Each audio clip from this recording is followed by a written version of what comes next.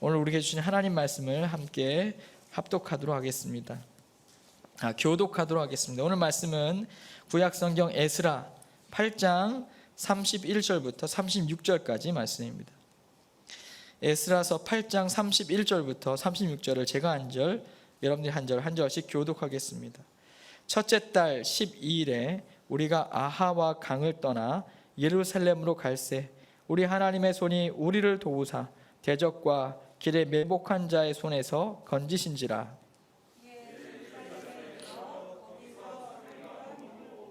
제4일에 우리 하나님의 성전에서 은과 금과 그릇을 달아서 제사장 우리아의 아들 무레못의 손에 넘기니 비느하스의 아들 엘르아살과 레위 사람 예수아의 아들 요사박과 빈누의 아들 노아데가 함께 있어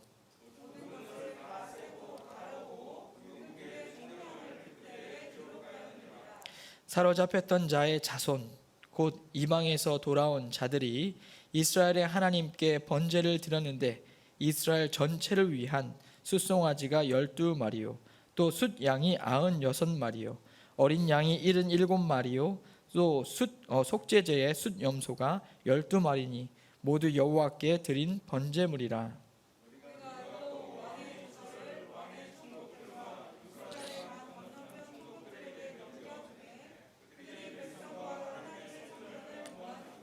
아멘. 자리에 앉으시겠습니다. 우리 찬양이 나오는 동안 잠시 묵상으로 침묵하며 기도하겠습니다. 우리가 침묵하는 것은 내 목소리를 이제 줄이고 내 마음에 세상의 소리들을 닫고 내 심령이 하나님만 바라봅니다. 주의 음성에 귀를 기울입니다. 주님 말씀하여 주시옵소서. 우리의 믿음의 고백입니다. 잠시 침묵하며 묵상으로 기도하겠습니다.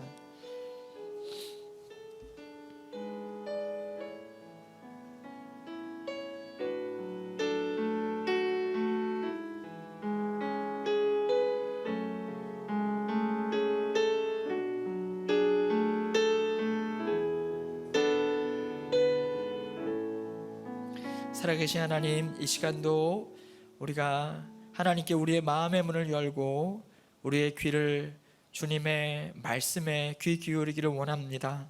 하나님, 설교자의 말이 아니라 이 성경 말씀 자체를 통해 우리가 하나님을 경험할 수 있도록 도와주시고 이 말씀 자체의 능력과 은혜가 우리 모든 성도들에게 심령에 온전히 새겨질 수 있도록 하나님 함께 하시고 이 말씀을 통해 승리하는 우리 모두가 되게 하여 주시옵소서. 감사드리며 예수님 이름으로 기도합니다. 아멘. 오늘은 에스라 말씀 가운데 오늘 본문을 통해서 하나님의 선한 손에 도우심을 입어, 하나님의 선한 손에 도우심을 입어라는 제목으로 같이 하나님 말씀을 묵상하기를 원합니다.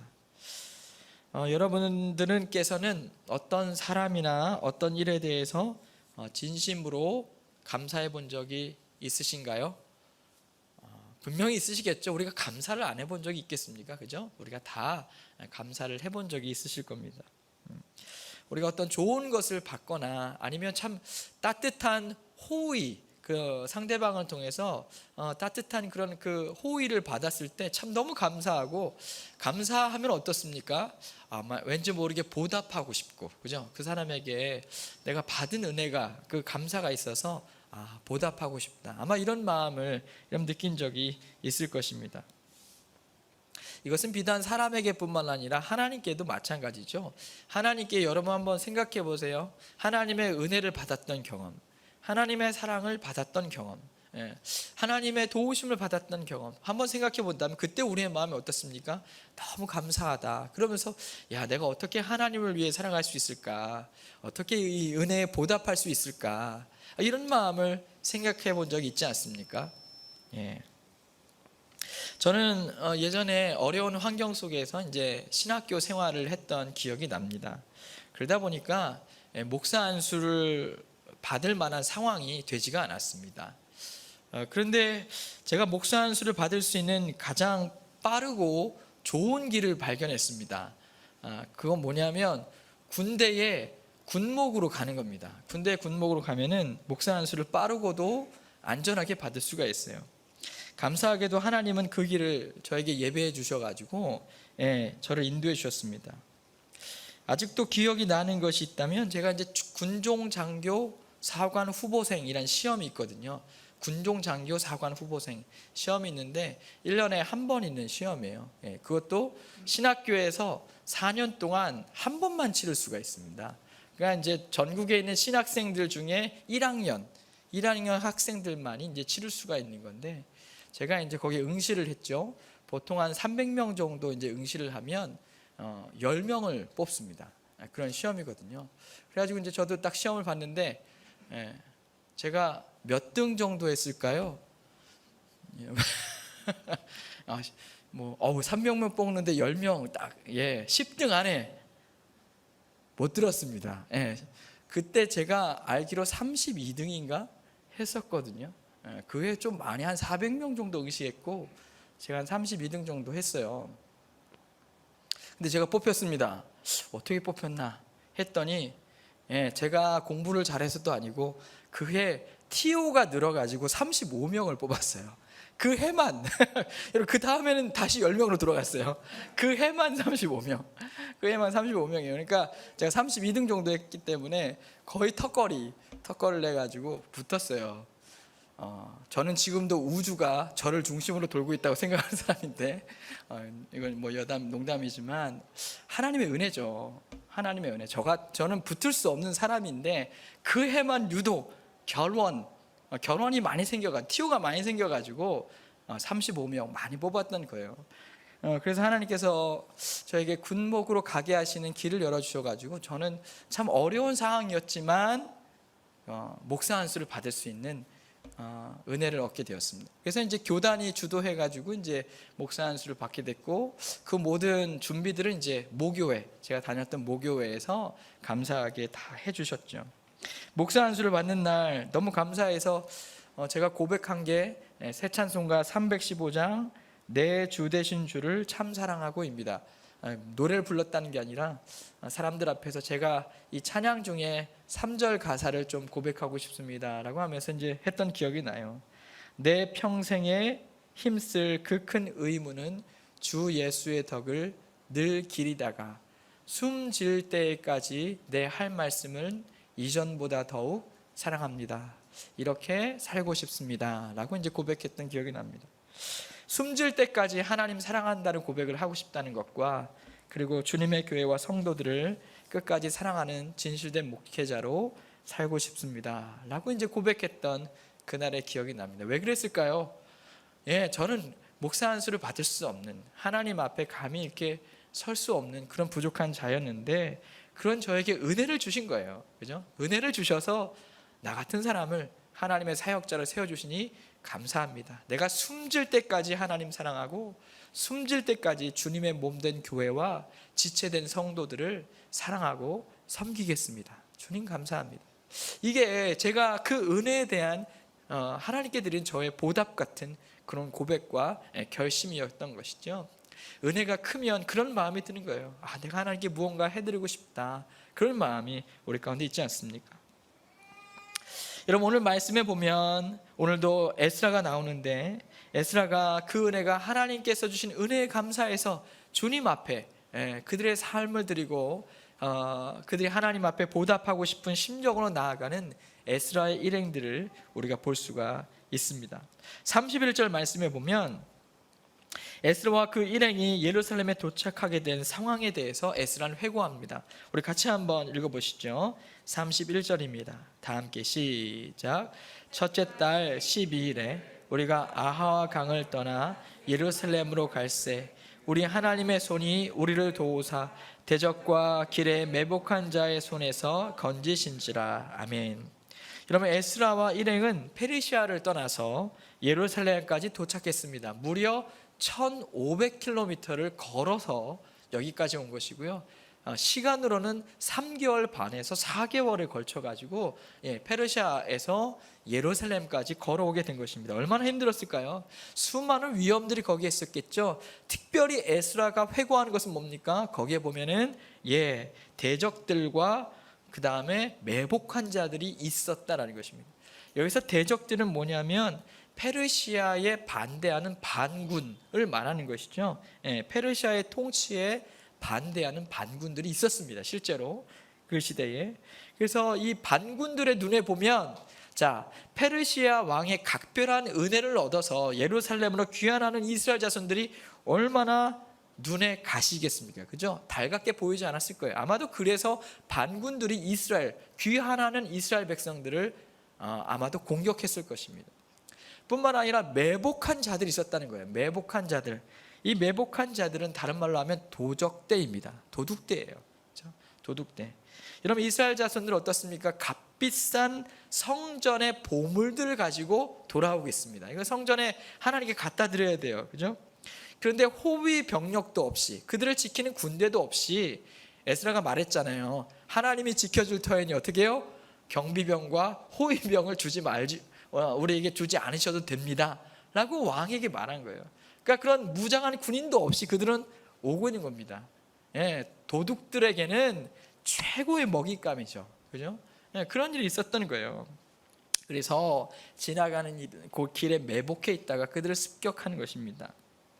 그런데 놀랍게도 에스라와 그 일행은 이러한 대적과 매복자들이 그들을 노렸음에도 불구하고 누구 하나 상하지 않고 물건 하나 빼앗기지 않고 예루살렘으로 무사히 귀환할 수 있었던 것입니다. 얼마나 큰 은혜입니까? 에스라는 그것을 이렇게 고백하고 있는 거예요. 우리 하나님의 손이 우리를 도우사. 그죠? 어떻게 이게 가능했을까요? 우리 하나님의 손이 우리를 도우사 무사히 도착할 수 있었습니다 라고 고백하고 있는 것입니다. 하나님의 손이 그들을 지키시고 도와주셔서 모든 위험에서 건져 주셨다는 것입니다. 여러분, 얼마나 감사한 일이에요. 그래서 에스라가 행한 것이 무엇입니까? 에스라는 바로 성전에 올라가 페르시아에서 가져온 모든 성전의 기물들을 제사장에게 다 내어주고, 그리고 어떻게 합니까? 하나님 앞에 제사합니다.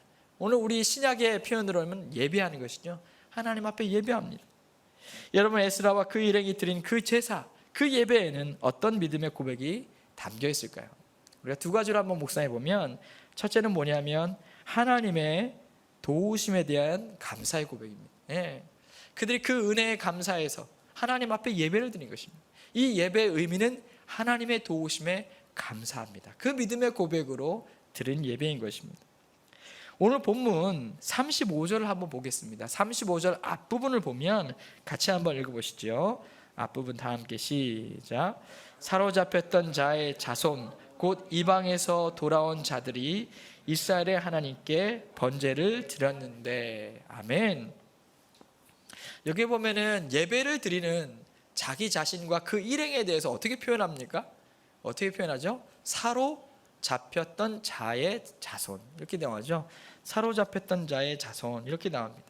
아니, 그냥 자기 자신과 그 일행들을 표현할 때 우리들이 하나님께 번제를 드렸는데, 이렇게 표현할 수도 있잖아요. 그죠? 우리들이 하나님 앞에 예배해야 했는데, 이렇게 할 수도 있는데, 특별히 사로잡혔던 자의 자손, 이렇게 자신들을 표현해요. 의미가 있지 않습니까? 어떤 뜻이 여기에 담겨 있습니까? 여기에 보면은 이 말은 뭐냐면, 자, 이것은 과거에 자신의 조상들의 죄로 말미암아 어떻게 하면 고국을 떠나 포로 생활을 했던 우리들, 그죠? 우리 조상들의 죄로 말미암아 어떻습니까? 포로가 되어서 생활했던 우리들, 그죠? 자신들이 암울했던 그런 과거의 모습들을 표현하고 있는 것입니다. 포로 되었던 우리들이었다는 거예요. 그런데 그 다음에 또 뭐라고 표현합니까? 곧 이방에서 어떻게 된 자들이요? 이방에서 돌아온 자들. 포로 되었지만 이제 어떻게 됐어요? 이방에서 돌아온 자들. 포로에서 다시 돌아온 자들. 무슨 의미입니까? 하나님께서 이제 포로 생활을 다 마치고 다시 하나님의 도성 예루살렘으로 돌아오게 하신 자들. 그 말 속에는 은혜가 담겨 있는 거예요. 하나님이 포로 됐던 우리들을 건지셔서 다시 하나님의 땅으로 이끌어 주셨습니다. 하나님 은혜에 감사합니다. 하나님의 축복입니다. 저희 같은 자들을 다시 회복시켜 주심에 하나님 감사합니다. 그 고백이 바로 여기 명칭에 담겨 있는 거예요. 우리가 포로 되었지만 지금은 다시 돌아왔다. 그런 우리가 이제 하나님 당신 앞에 예배합니다. 당신 앞에 제사합니다. 하나님 감사합니다. 이 믿음의 고백으로 그들은 기도하고 예배하고 있는 것입니다. 뿐만 아니라 돌아오는 길은 어때요? 돌아오는 길에도 그들이 돌아오는 길에도 하나님께서 그들을 지켜주셔서 안전하게 예루살렘까지 오지 않았습니까? 하나님의 선한 손길이 기적처럼 그들을 도와주지 않았다면, 하나님이 간섭하지 않았다면 그들은 포로에서 돌아올 수도 없었을 뿐만 아니라 돌아오는 길에도 많은 사람들의 위협 가운데 안전할 수가 없었을 거예요. 그러나 하나님의 기적 같은 도우심, 하나님의 간섭하심, 그 은혜로 말미암아 우리가 이 자리에 서 있습니다. 하나님 감사합니다. 감사의 번제, 감사의 예배를 하나님 앞에 드립니다. 그런 이런 고백으로 주님 앞에 예배하고 있는 것입니다. 오늘 예배하는 우리들은 어떻습니까? 여러분도 그런 감사한 마음을 하나님 앞에 예배하고 있나요? 그동안 오늘 성경에 나온 말씀처럼 마치 사로잡혔던 자들, 이런 말처럼 우리가 코로나 시대에 얼마나 사로잡혀 있었습니까? 그죠? 우리가 얼마나 많은 어려움들이 있었나요? 그러나 그 가운데서도 하나님이 선하신 손으로 우리를 도우시고 인도해 주신 것을 한번 이 예배 가운데 기억해 보시기를 바랍니다. 하나님 여러분 어떻게 도와주셨나요? 어떻게 사랑해 주셨나요? 그 수많은 기도 속에서 하나님 어떻게 여러분의 마음과 삶을 지켜주셨나요? 우리가 그 마음을 갖고 하나님 앞에 이 시간 예배해야 되지 않겠습니까? 어제 집사님 한 분이 카톡으로 그런 말씀을 주셨어요. 그동안 코로나 때문에 지방에 계셔가지고 교회에 못 나오셨습니다. 근데 어제서야 집에 돌아올 수 있게 되셔가지고 오늘 예배에 나오실 때에 예배가 너무 기대가 되고 예배가 너무 설렌다 라고 말씀하시는 거예요. 오늘 여러분 가운데서도 이제 현장 예배 너무 오랜만에 나오신 분들이 있죠. 우리가 얼마나 코로나에 사로잡혀 있었습니까? 그렇지 않습니까? 그럼 우리가 다시 예배당으로 돌아오게 한 돌아온 자들, 오늘 성경 말씀이 바로 여러분의 그 말씀이에요. 그렇지 않습니까? 다시 돌아오게 한 자들, 우리가 자유롭게 예배당에 나와서 예배할 수 있게 된 것 자체도 얼마나 감사하고 큰 은혜입니까? 이런 그것을 생각해 본다면 우리가 더욱더 하나님 앞에 우리가 그 은혜에 대한 책임, 어떤 책임이 있나요? 감사를 드려야 되지 않을까요? 더욱더 뜨거운 감사로 하나님 앞에 예배하고 찬양하고 고백해야 되지 않겠습니까? 제가 얼마간 기도했던 한 집사님 한 분이 건강검진 이후에 좋은 결과가 나왔습니다. 참 염려도 많이 했지만 다행히 지금 있는 증상만 잘 다스리면 될 거라고 병원에서 이야기를 들었습니다. 여러분 생각해 보세요. 그동안 기도했던 그 기도의 제목 가운데에서 하나님의 도우심을 경험하는 순간이었어요. 그죠? 하나님의 도우심.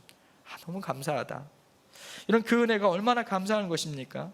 그렇다면 우리는 그 은혜를 우리가 드리는 예배를 통해 하나님 앞에 인정하고 하나님 앞에 고백해야 되지 않을까요? 하나님 은혜입니다. 하나님의 도우심입니다.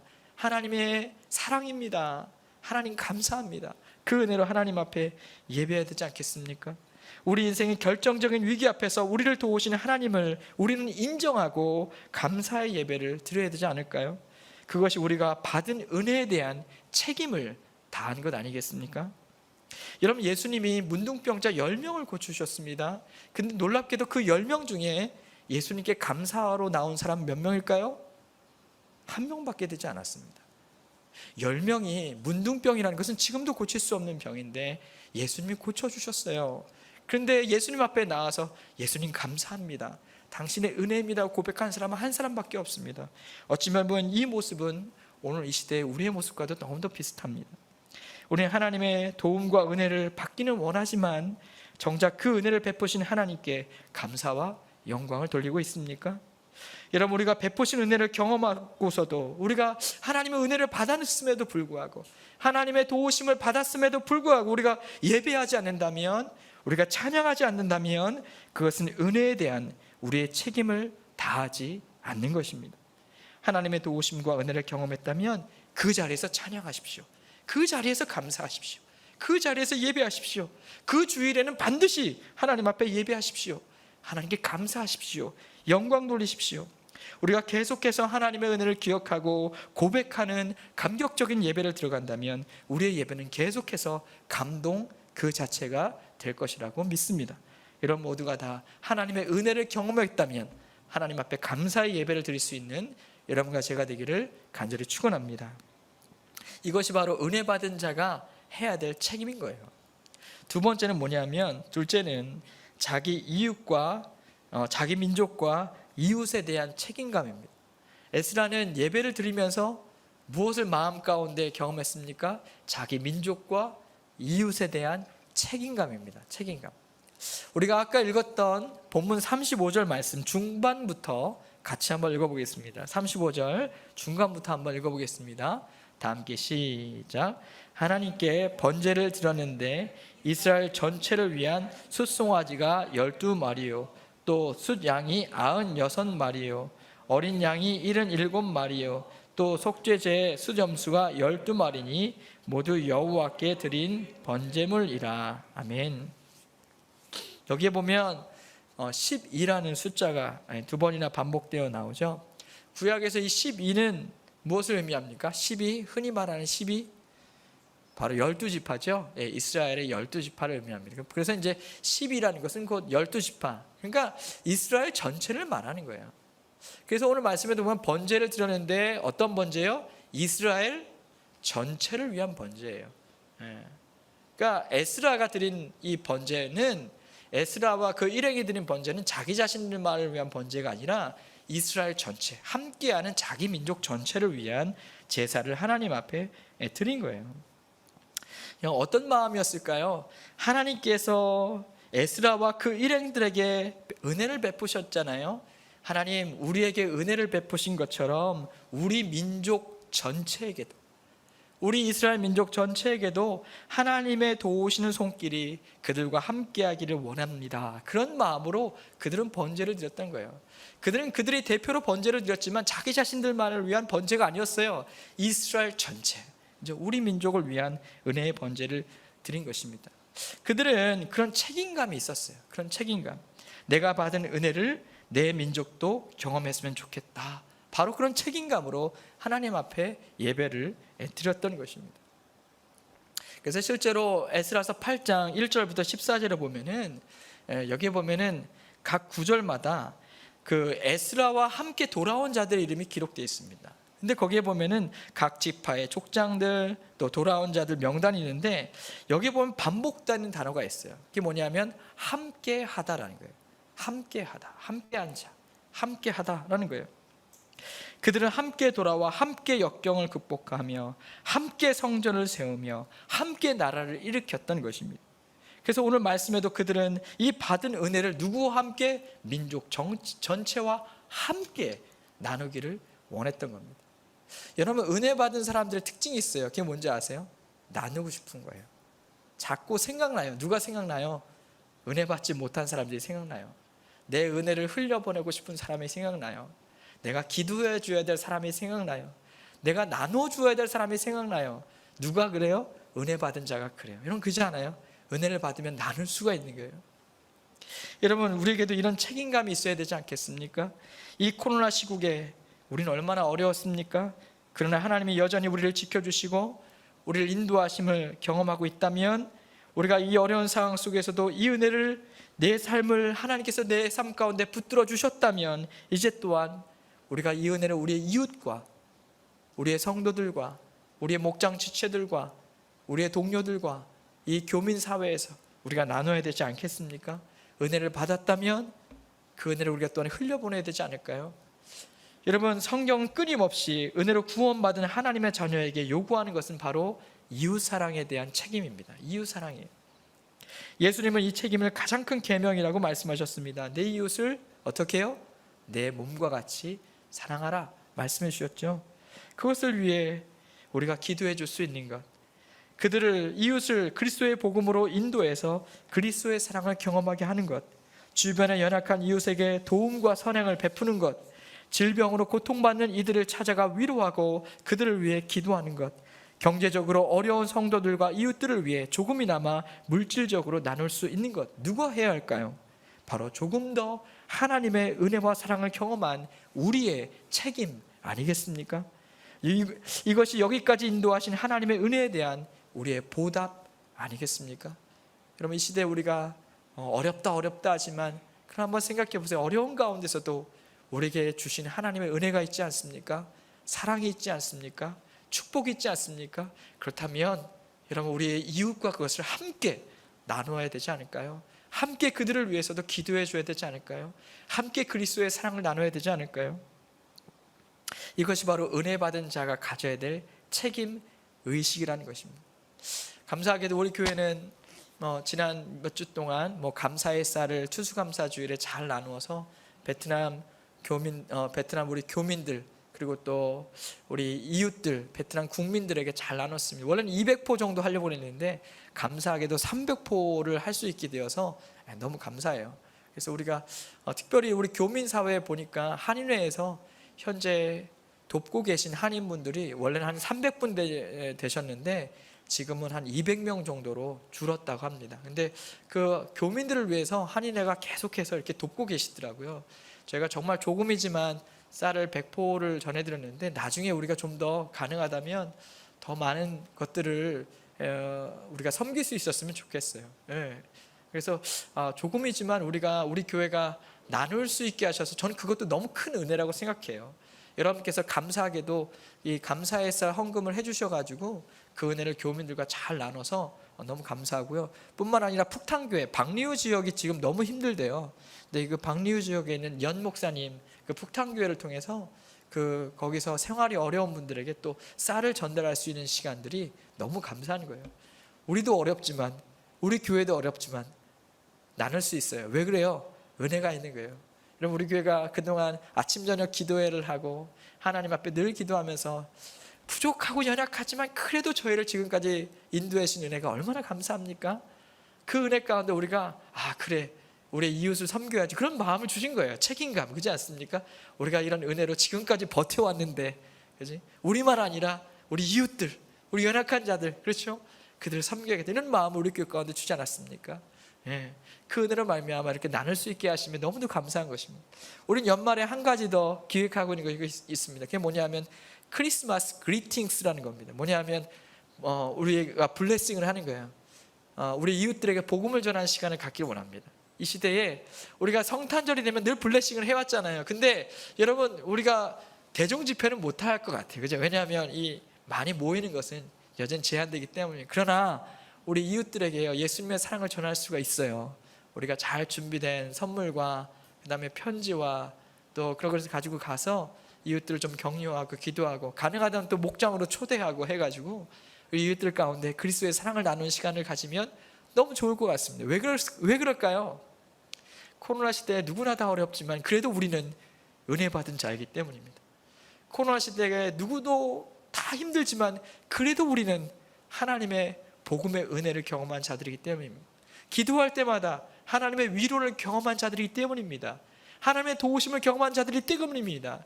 하나님의 은혜 가운데 우리가 이 시대를 극복해 오고 있기 때문입니다. 그렇기 때문에 그들도, 내 이웃도, 내 동료들도, 내 옆에 있는 사람들도 이 은혜가 경험되어지기를 소망하는 마음으로 우리가 나누고 전하는 것입니다.